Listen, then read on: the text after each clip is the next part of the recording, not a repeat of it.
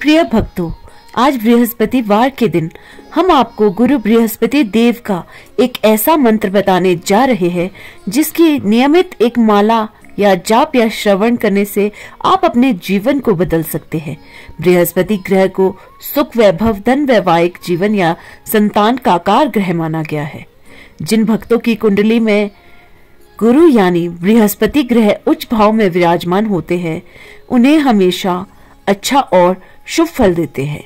वहीं यदि कुंडली में गुरु ग्रह की दशा कमजोर है तो भक्त के जीवन में विद्या, मान सम्मान और धन की कमी बनी रहती है। कमजोर बृहस्पति की वजह से मांगलिक कार्यों में रुकावटें आने लगती है। साथ ही व्यक्ति को शारीरिक और मानसिक रूप से भी बहुत कष्ट झेलने पड़ते हैं।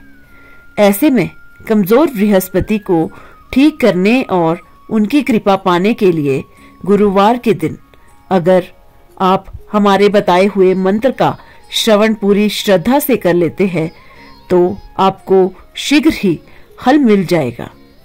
गुरुवार का दिन देवताओं के गुरु बृहस्पति को समर्पित है।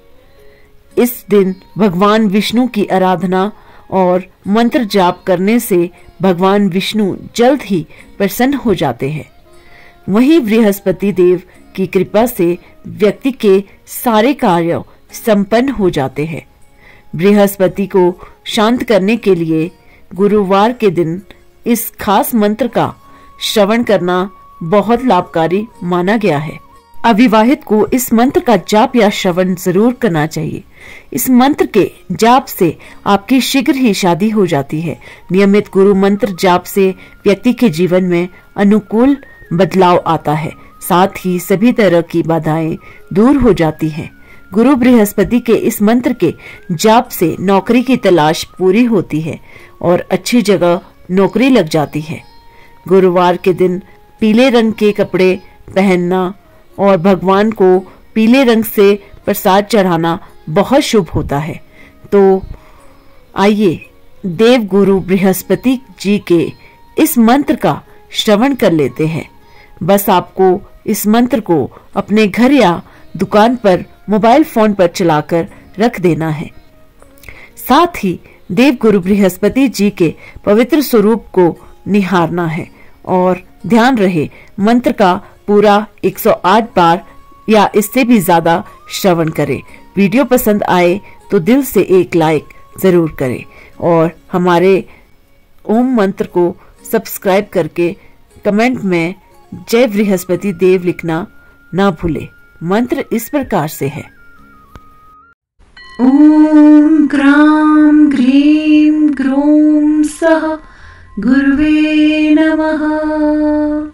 ओम ग्राम ग्रीम ग्रोम सः गुरुवे नमः।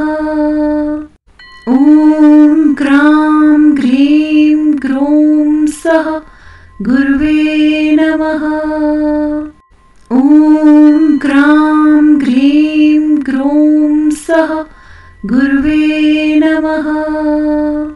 ओम ग्राम ग्रीम ग्रोम सः गुरुवे नमः। ओम ग्राम ग्रीम ग्रोम सः गुरुवे नमः। ओम ग्राम ग्रीम ग्रोम सः गुरुवे नमः। ओम ग्राम ग्रीम ग्रोम सः गुरुवे नमः। ओम ग्राम ग्रीम ग्रोम सः गुरुवे नमः। ओम ग्राम ग्रीम ग्रोम सः गुरुवे नमः। ओम ग्राम ग्रीम ग्रोम सः गुरुवे नमः।